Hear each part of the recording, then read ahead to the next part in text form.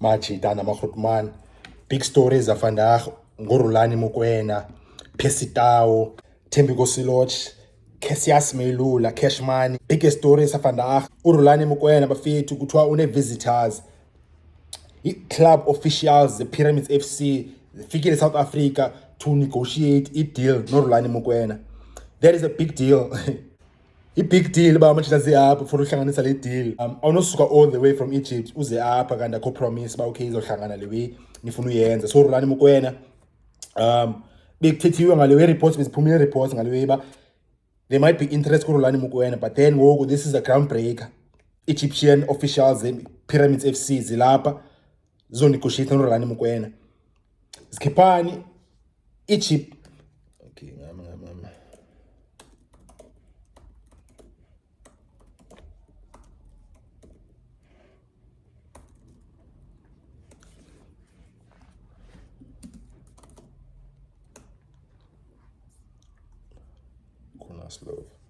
Krunoslav Jukic.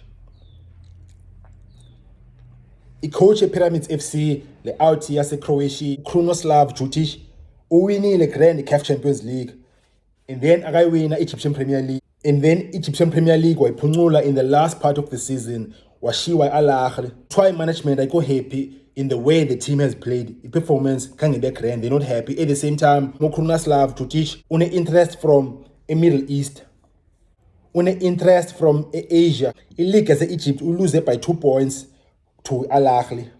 As I said bafethu apha kule channel kwivideo ezininzi enzenzileyo apha akuseRulani Mokoena is the best coach Africa. Yabona ngoku the richest club eAfrica ngoku iyamfuna. By the way, Pyramids ilonto bafethu yona club i-rich Egypt. uRulani Mokoena one of the reasons esiya pha umjita. I-Pyramids similar to i-Sundowns igqityothengwa i-billionaire Salem Al Samsi. That is why the team is powerful financially. A big team in Egypt, but financially yiyo number 1 Egypt nge-finance, similar to i-Sundowns. Njengoba ndiveza indaba feedback seUrulani Mokoena to Pyramids, nena disappointed neyazi apha le channel. I've been rooting for uRulani ba makaphekelele ke-Orlando Pirates okanye Kaizer Chiefs as the best coach. If uRulani ebezabuyela kwi-Sundowns ibizaba i-game over kwi-Betway Premiership, because uRulani kwi-Sundowns ebedlala ngayo, ebeteka ngayo, izinto odlala i-Betway Premiership. Yabona ngoku under umuntu ofana noCardoso, Miguel Cardoso lo coach Sundowns ngoku iSundowns ibonakala engathi ajonga ingatholakala, but uRulani ebezocima yonke i-competition bafethu. So benifuna uRulani mna ekiPirates okanye Kaizer Chiefs azokwazi uchallenge iSundowns because umjita world class. But ke ngoku as much as I'm disappointed ba uRulani ePyramids FC, niyazama understand ba okay thina uRulani siya pha. uRulani beperforme grand eWydad Casablanca. I-results zakhe bezingekho too bad pha, but i-history ne-pressure ne-expectations like club yi-big club leya, and i-following ne-fans ayo aggressive and demanding, and i-team ezibig bafethu ezi-historic zine-traditions. So uRulani iyona nto imkhawadileyo pha bemsafisa zizaa-traditions ne-history ne-waythela team. Ngoku no-opportunity ngoku uba Pyramids FC ayo big club but isene-big money, ayina-fan base engako. So uRulani uzokwazi phana u-experimenta abe ne-success with no pressure, and even better i-millions zosayina i-players zikhona, imali ikhona kwi-Pyramids FC. So uRulani uzokwazi uthola i-success with no pressure, le way elevate profile yakhe, and le way zomenza bene-opportunities umjita makaphinde anyuke step up aye e-Asia njengoPitso Mosimane. Pitso Mosimane wasucceed e-Egypt waya phi waya e-Middle East ke ngoku. Unayo uMokoena apha if angasucceeda angamuva apha ekoma-Saudi Arabia ko-Qatar, and then who knows from phana from ko-Saudi Arabia ko-Qatar angabreaka new ground nje enze history angene e-Europe aye noba kuse-Turkey, then mapha i-Turkey ethole success. So si-step up i-Pyramids izamnika opportunity nje makabe successful because no pressure and a lot of money to sign players. Ba uzothola i-blank check pha makasayine i-top players, best players e-Africa, best players e-Egypt. Bafethu i-reality ngoku is that apa-South Africa, i-coaches zethu South Africa ngoku ziba too good for South African football, South African league, ziba too expensive and too advanced. Pitso Mosimane benjalo, noRulani Mokoena unjalo. So intoni ngoku next bafethu kuba isetho ngeBetway Premiership, South African football thina sihlanganise siproduce next Pitso Mosimane, the next Rulani Mokoena. The second top story bafethu esiphume last night, Percy Tau bafethu iyowenza interview national radio. Percy Tau nintsiwethethileyo apha kule interview, but stand out uba zeziphi iitim ezithethileyo naye, and it turns out akho tim ethethe naye uMtshita. Zeziphi iitim uMtshita azinqwenelayo, zeziphi iitim azirhalelayo uMtshita. And then wabuzwa uba fethu kutheni ngathi too expensive, are you too expensive?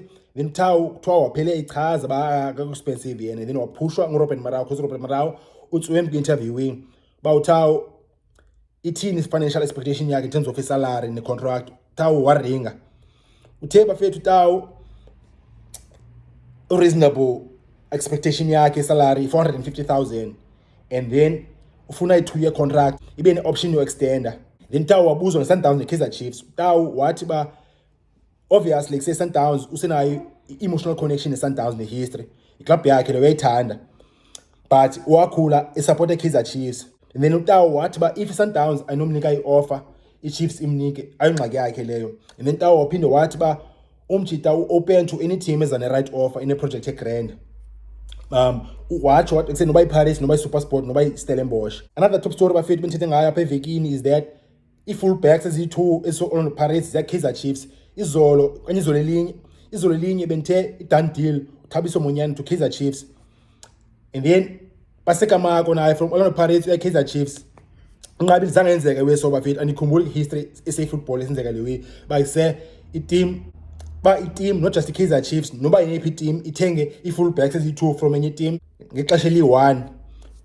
Thabiso Monyane right back and then Pasekamako left back. Zange yenzeka le way. Never mind bazi-players so-Orlando Pirates za-Kaizer Chiefs. So ya especially wenzekayo. Theni kuse Kaizer Chiefs ifuna uMarco nje brief bafethu ifuna i-ready made. Xa uyi-team execution e-Kaizer Chiefs bafethu kufuneka uthole i-ready mates, kufuneka uthole i-players ezi-proven kule league. Awuzufuna players bayisuka kwi-lower division okanye isuka kwenye country. Ufuna i-players okwazi uperforma immediately and say tried and tested, i-Betway Premiership tested. uMarco unjalo plus noMonyane unjalo. And then bafethu enye iway sistyle uMarco ile way ayenzayo, indlela adlala ngayo Kaizer Chiefs ifuna londo. And kuse uMarco okay uMarco una 31 but kuse Kaizer Chiefs izaba nayo enye i-left back eyoung ezoba understudy kaMarco. So uMarco una le ability ayifunayo uNazareth Nabi ki-full back, yakwazi uqhuba ibhola from defense angene midfield ayo ki-final third ayo create opportunity yo scorer.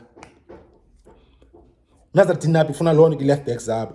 Pasekamako uyakwazi kuse uqhuba ibhola under pressure ki-space esincinci ahambe phume phakathi kwabantu angene kuvaliwe, and that is an important trait ki-modern football naki-modern midfielders naki-modern fullbacks. Why is it so important is that i-teams modern football ba-structured ne ziyakwazi kuse uzimisa grand. So i-team xa i-structured opposition team elidlala nayo xa i-structured nina ninebhola, if kuse i-player inebhola phaa i-left back uMarco ubambe ibhola ki-left back and then uyajonga akho options zopasa. Akwazi upasela i-central defender ivaliwe i-passing lane, akwazi upasela i-midfielder uThabo Cele ivaliwe i-passing lane, and then akwazi upasela i-left winger ivaliwe i-passing lane, akwazi ushaya ne-long ball to strike onye number 10. So funeka thini, funeka akwazi uqhubeka ibhola angene phakathi kwabantu angene kuvaliwe under pressure in small spaces. That's why uNabi ifuna i-left back ne-right back ezikwazi ukwenza la way. uThabiso Monyane akwazi ukwenza lo way, uPasekamako akwazi ukwenza lo way, noBasadini befuna but akatholakali. Bafethu sinye story si-grand, abantu abasifilayo si-grand. uThembi Kosiloch noKhisias Melula bavayela amajita bayaphi e-America ki-Club World Cup bayodlala ne-Wydad Casablanca. First match Wednesday 18 June against Manchester City.